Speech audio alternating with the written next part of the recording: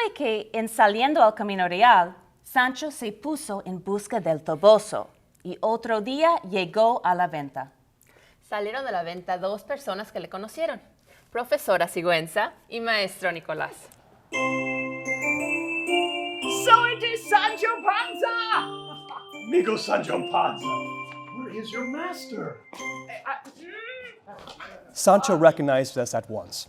He told us how he had left him, what adventures had befallen him, and how he was carrying a letter to the lady Dulcinea del Toboso, with whom Don Quixote was head over heels in love.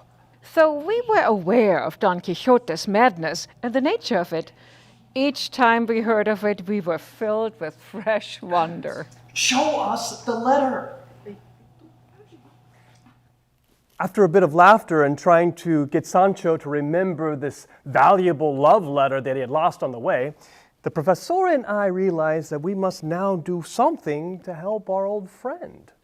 ¿Cómo sacaron a su amo de aquella inútil penitencia que decís que quedó haciendo? An idea very well adapted to humor, Don Quixote. My idea was that Nicolás disguise himself as a wandering damsel, while I tried my best to pass for an escudero, and we would proceed to where Don Quixote was. By pretending to be an aggrieved and distressed damsel, I would ask a favor of him, which as a valiant caballero andante, he could not refuse to grant. ¿Tuvo alguna duda que Don Quijote vendría en cuanto le pidiese por este término? No, but we had hoped we could remove him and take him to our village, where we would endeavor to find out whether his extraordinary madness would allow for any kind of remedy. From this spot, I will not rise until your goodness and courtesy grant me a boon. If the might of your strong arm corresponds to the repute of your immortal fame, then you are bound to aid the helpless being who had come from far distant lands to seek your aid in her misfortunes. I will not answer a word, famosa senora, nor will I listen to anything further concerning you until you rise from the earth. Oh, I will not rise, senor, unless of your courtesy the boon I ask is first granted me. I grant and accord it, provided that it may cause no detriment or prejudice to my king, my country, or her who holds the key to mi corazon. It will not be to the detriment or prejudice of any of them, mi buen señor. No es cosa de nada, vuestra merced. Solo es matar a un gigantazo. Y esta que lo pide es la princesa Micomicona. Sea quien fuere, I will do what is my bounden duty. Let your great famosura rise. What I ask is that your magnanimous person accompany me at once, where you shall conclude and will promise that you will not engage in any other adventure or quest until you have avenged me of a traitor who against all human and divine law hath usurped my kingdom. I repeat that I grant it. And so, senora, with the help of God and of my arm, you will soon see yourself restored to your kingdom.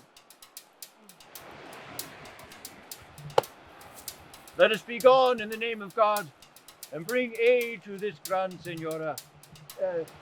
Towards which direction, senora, would your ladyship direct us? Senor, my way lies towards that kingdom. In that case, we must pass straight through our village, where your worship can take the road to Cartagena, where you will be able to embark. I am here to behold what I have so longed for, and that is my lord Don Quixote de la Mancha, and entrust the justice of my cause to the might of his invincible arm. Enough! No more praise, for I hate all flattery. And though this may not be so, still, language of the kind is offensive to my chaste ears. Senora, I shall remain devoted to your cause, even to death. I would ask the professora to tell me what it is that has brought her into these parts, alone, unattended, and so lightly clad that I am filled with amazement. Well, Senor Don Quixote, Master Nicholas, our friend and barber, we were going to Sevilla, and we were passing by this place yesterday when we were attacked by 4 criminals. The story in the neighborhood says that those who attacked us were part of a number of galley slaves who, they say, were set free by a place not far away from us by a man who beyond all doubt was out of his senses.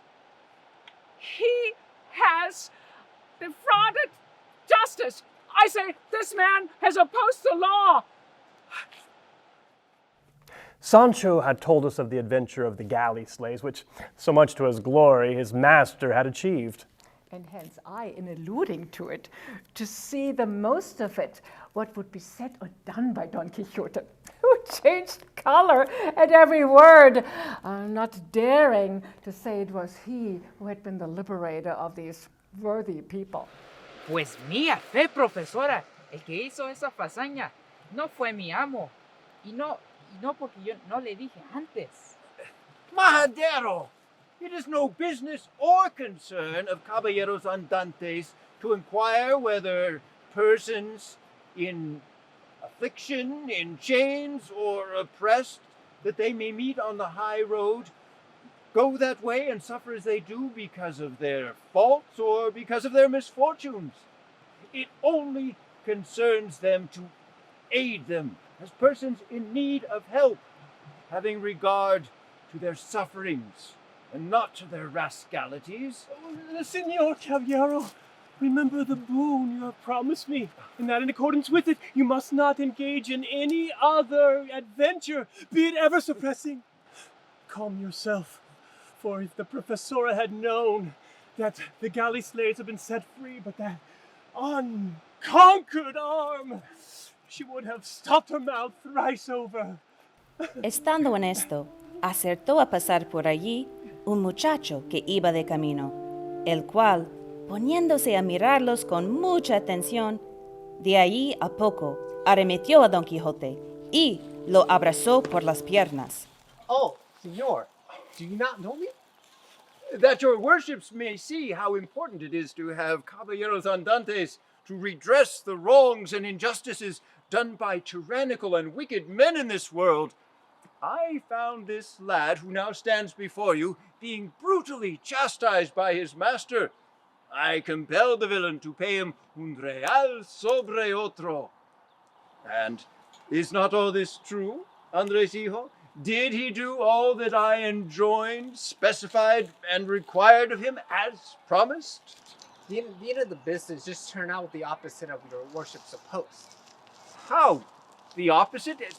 Did the villain not pay thee then?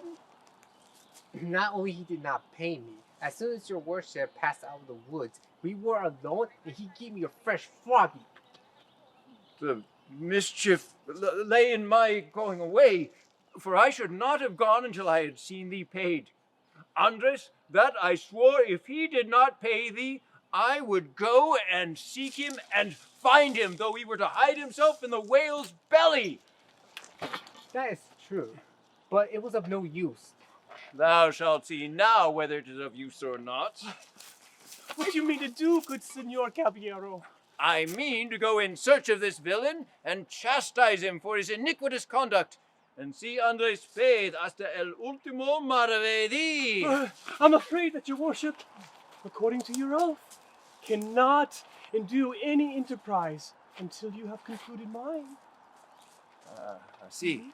Es verdad, and Andres must have patience until my return. But I promise not to stop until I have seen him avenged and paid.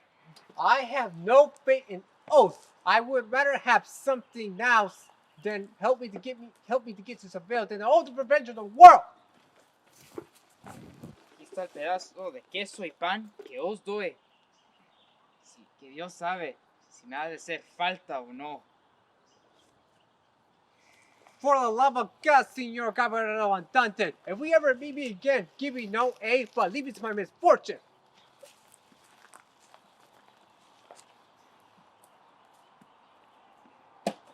Y, sin que les sucediese cosa digna de contar, llegaron otro día a la venta.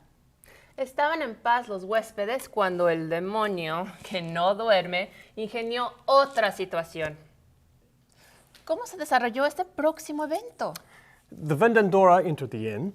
A few days prior, Don Quixote had taken Membrino's yelmo from her, and Sancho Panza had taken her bag. Vi a Sancho Panza, que estaba aterrizando mi albarda. Y así como la vi, la conocí.